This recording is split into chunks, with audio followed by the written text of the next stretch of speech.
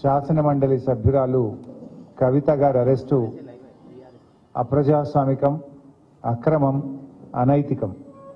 ఈ అరెస్ట్ను తీవ్రంగా ఖండిస్తా ఉన్నాం.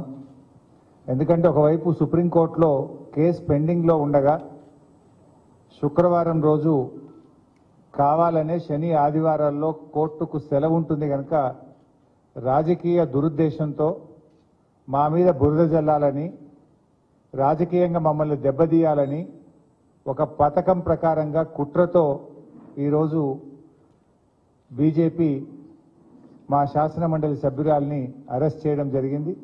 ఈ అరెస్టును తీవ్రంగా ఖండిస్తా ఉన్నాం.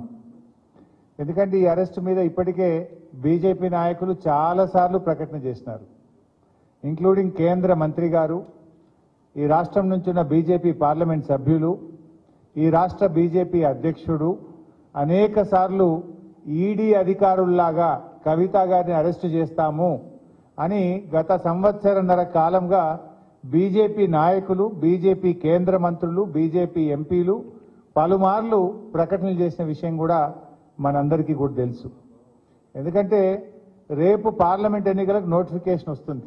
ఇప్పటికే ఈసీ ప్రకటన కూడా ఇచ్చింది, రేపు మధ్యాహ్నం 3 గంటలకు ఎన్నికల నోటిఫికేషన్ ఇవ్వబోతున్నామని ఈడీ ప్రకటన ఇచ్చిన నేపథ్యంలో ఈరోజు కవిత గారిని అరెస్ట్ చేయడం అంటే ఇది మా బీఆర్ఎస్ పార్టీని, కేసీఆర్ గారిని డిమోరలైజ్ చేసేటువంటి ఒక ప్రయత్నం. అంటే మమ్మల్ని ఏ రకంగానైనా డిమోరలైజ్ చేసి ఈ ఎన్నికల్లో రాజకీయంగా లబ్ధి పొందాలని బీజేపీ, కాంగ్రెస్లు ఈ రాష్ట్రంలో కలిసి ఇలా కుట్ర పన్నుతా ఉన్నాయి. అయినా మా పార్టీ ఉద్యమాల పార్టీ. మాకు ఈ అరెస్టులు కానీ, వేధింపులు కానీ, ఈ కుట్రలు కానీ మాకు కొత్తేమీ కాదు. ఇలాంటి ఎన్నో కుట్రలను, అక్రమ కేసులను, అరెస్టులను ఛేదించి తెలంగాణ రాష్ట్రాన్ని సాధించినటువంటి పార్టీ మా పార్టీ. 14 ఏళ్లు పోరాడి కానే కాదు రానే రాదన్న రాష్ట్రాన్ని సాధించినటువంటి పార్టీ మా బీఆర్ఎస్ పార్టీ. అందువల్ల దీన్ని తప్పకుండా మేము ఎదుర్కొంటాం, రాజకీయంగా ఎదుర్కొంటాం, న్యాయపరంగా కూడా ఎదుర్కొంటాం.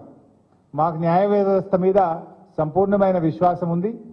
దీనిపైన న్యాయవాదులతో సంప్రదించి సుప్రీంకోర్టులో వెంటనే ఈ యొక్క అక్రమ అరెస్ట్ మీద మేము పిటిషన్ వేసి మరి లీగల్గా కూడా మేము ఫైట్ చేయడం జరుగుతుంది. అంటే ముఖ్యంగా మీరు ఇవాళ గమనిస్తే ఈరోజు సుప్రీంకోర్టులో కేసు వచ్చింది.